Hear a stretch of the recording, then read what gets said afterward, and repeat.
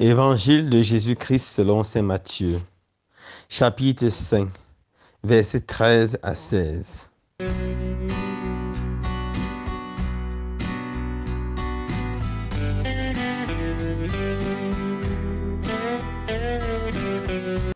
En ce temps-là, Jésus disait à ses disciples, « Vous êtes le sel de la terre, mais si le sel devient fade, comment lui rendre de la saveur? Il ne vaut plus à rien. On le jette dehors et il est piétiné par les gens. Vous êtes la lumière du monde. Une ville située sur une montagne ne peut être cachée. Et l'on n'allume pas une lampe pour la mettre sous le boisseau. On la met sur le lampadaire et elle brille pour tous ceux qui sont dans la maison. De même, que votre lumière brille devant les hommes. Alors, voyant ce que vous faites de bien, et rendons gloire à votre Père qui est aux cieux. Acclamons la parole de Dieu. Louange à toi, Seigneur Jésus.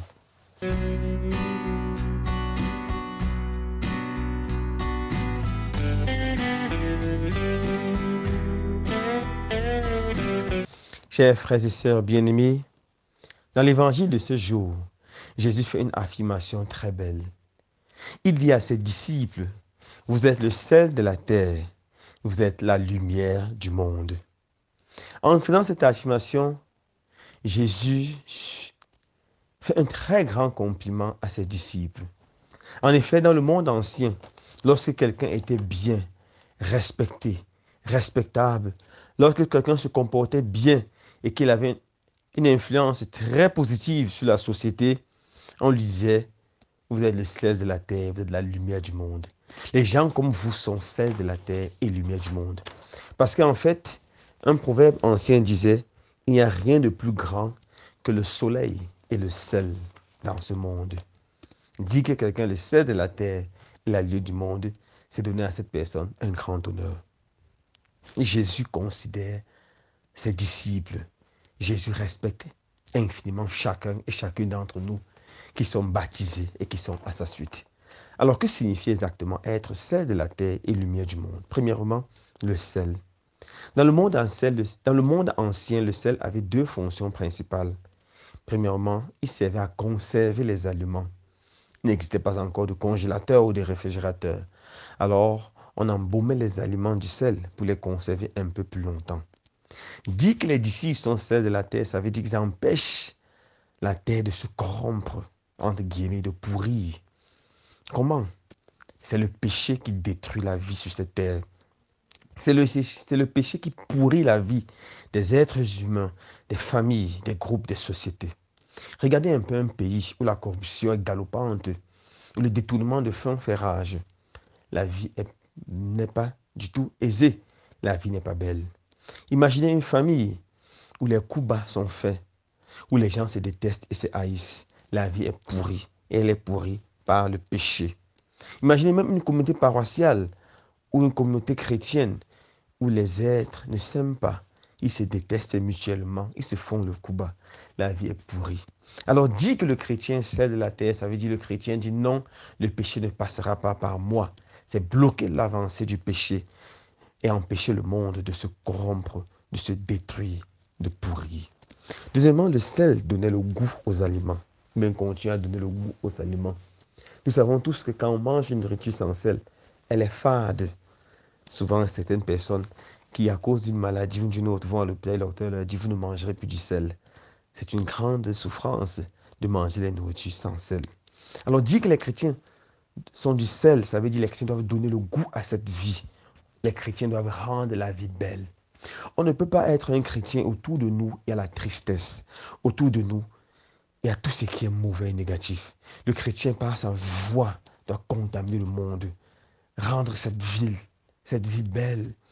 Rendre cette vie agréable. C'est ça la première mission du chrétien. Et le pape François disait, le chrétien, partout où il est, doit porter la joie de l'évangile. Un philosophe allemand, athée, Nietzsche, disait, une fois après avoir visité quelques grandes universités, quelques communautés chrétiennes, en son temps, a vu la tristesse sur le visage des chrétiens. Et il a dit, les chrétiens parlent beaucoup du salut, mais ne ressemblent pas aux gens sauvés. Si c'était un peu plus joyeux, je me ferais chrétien. Peut-être il avait raison pour ce temps. Mais je vous assure, frères et sœurs bien-aimés, si Nietzsche pouvait arriver, visiter nos églises aujourd'hui en Afrique, nos visites, nos églises quand on chante le Gloria, nos communautés chrétiennes actives et dynamiques, je suis sûr qu'il devait se faire chrétien. Nous devons, frères et sœurs, communiquer la joie d'être chrétien, la joie de croire. Nous devons, par notre façon de vivre, attirer les autres. Deuxièmement, la lumière. Le but principal de la lumière, c'est de voir, c'est d'aider les autres à voir. Le chrétien, en étant lumière du monde, doit mener une vie chrétienne authentique, mais qui se fait voir et qui porte du fruit. Une vraie vie chrétienne. Il n'est pas question ici de sonner le tambour ou de porter un chapeau blanc dédié à tout le monde. Regardez, mon chapeau est blanc. Non.